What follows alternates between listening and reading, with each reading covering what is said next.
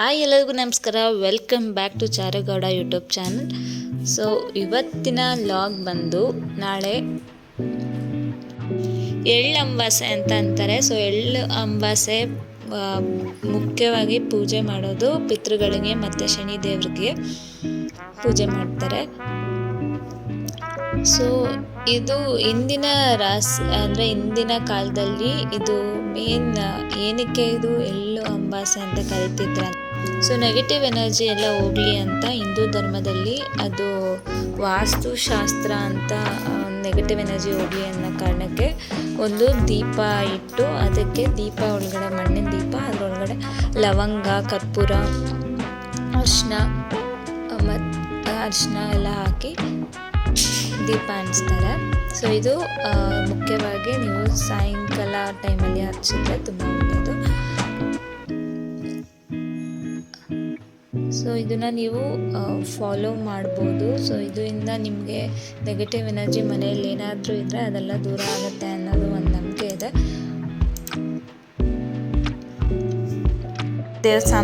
ದೇವ್ರ ಮನೆ ಎಲ್ಲ ನೀಟಾಗಿ ಕ್ಲೀನ್ ಮಾಡಿಕೊಂಡು ಅದಾದಮೇಲೆ ನೀವು ದೇವ್ರ ಸಾಮಾನೆಲ್ಲ ತೊಳ್ಕೊಂಡು ಆಮೇಲೆ ಇದನ್ನು ಫಾಲೋ ಮಾಡಬೇಕು. ಸೊ ಇದು ಸಾಮಾನ್ಯವಾಗಿ ಉತ್ತರ ಕರ್ನಾಟಕ ಅವರು ಎಳ್ಳು ಅಮಾವಾಸ್ಯೆಯನ್ನು ಆಚರಿಸ್ತಾರೆ ತುಂಬ ವಿಶೇಷವಾಗಿ. ಅವರು ಏನು ಮಾಡ್ತಾರೆ ಅವತ್ತಿನ ದಿನ ಅಂದರೆ ಅವರು ನಂಬಿದ ಭೂಮಿ ತಾಯಿಗೆ ಅವರು ನೈವೇದ್ಯ ಮಾಡಿ ಅವರು ಭೂಮಿ ತಾಯಿಗೆ ಅರ್ಪಿಸ್ತಾರೆ. ಏನೇನು ನೈವೇದ್ಯ ಅಂದರೆ ಅವ್ರ ಕಡೆ ಜೋಳದ ರೊಟ್ಟಿ ಮತ್ತು ಹಿಂಡಿ ಪಲ್ಯ ಮತ್ತು ಹೋಳಿಗೆ, ಬದನೆಕಾಯಿ ಪಲ್ಯ, ಅನ್ನ ಸಾಂಬಾರು ಮತ್ತು ಉಂಡೆ ಅಂತ ಮಾಡ್ತಾರೆ. ಸೊ ಇದೆಲ್ಲನೂ ಕೂಡ ಅವರು ಮಾಡಿ ಅವರು ಚೆಲ್ತಾರೆ, ಭೂಮಿ ತಾಯಿಗೆ ಅರ್ಪಿಸ್ತಾರೆ ಅಂತ. ಅವರು ಈ ಉತ್ತರ ಕರ್ನಾಟಕದಲ್ಲಿ ತುಂಬ ವಿಶೇಷವಾಗಿ ಇದನ್ನು ಫಾಲೋ ಮಾಡ್ತಾರೆ.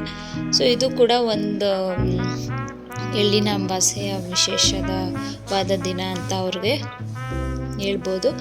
ಅದಾದಮೇಲೆ ನೀವು ಆವತ್ತಿನ ದಿನ ಎಳ್ಳು ಅಮಾವಾಸ್ಯೆ ದಿನ ನೀವು ಮಹಾಲಕ್ಷ್ಮಿ ಅನುಗ್ರಹ ಕೂಡ ಪಡಿಬೋದು.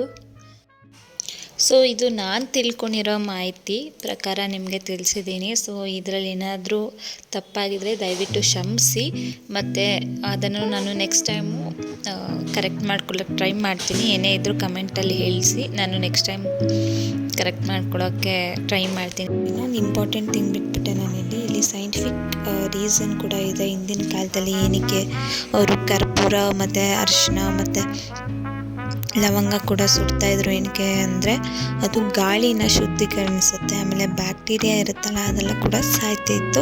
ಅದಕ್ಕೋಸ್ಕರನೇ ಅವರು ಇದನ್ನು ಆವಾಗಿನ ಕಾಲದಲ್ಲೂ ಕೂಡ ಅವರೆಲ್ಲ ಫಾಲೋ ಮಾಡ್ತಿದ್ರು. ಸೊ ಅದನ್ನು ನಾವು ಈಗ ನೆಗೆಟಿವ್ ಎನರ್ಜಿ ಮನೇಲಿ ಏನೇ ಇದ್ದರೂ ದೂರ ಮಾಡೋದಕ್ಕೆ ಇದೊಂದು ತಂತ್ರ ಅಂತ ನಾವು ಯೂಸ್ ಮಾಡ್ತೇವೆ. ಸೊ ನಿಮ್ಗೆ ಈ ಮಾಹಿತಿ ಇಷ್ಟ ಆಗಿದ್ದರೆ ದಯವಿಟ್ಟು ಲೈಕ್ ಮಾಡಿ, ಸಬ್ಸ್ಕ್ರೈಬ್ ಮಾಡಿ. Thank you for watching. Please keep watching my channel.